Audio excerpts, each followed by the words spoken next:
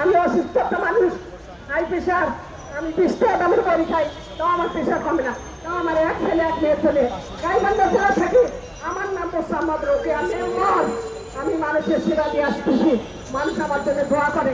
ওইরকম আপনি আপনিও মানুষের সেবা দেন, আপনি দোয়া পাবেন, অবশ্যই দোয়া পাবেন। এতগুলো মাছের রুটির ব্যবস্থা করেন, হেলিয়া রুটি বাহানায় একটু আপনার রুটি পায়, আপনি দোয়া পাবেন। আপনি খুব শুরুতে আমাদের লিখিত দেন, আমি এই পুরো 7 দিনের মতো করবো। আমরা এই যে জনগণ কষ্ট করে রমজান মাসে আসছিলাম, ঠিক কিনা রাখি আমরা রমজান মাসে কত কষ্ট করছি।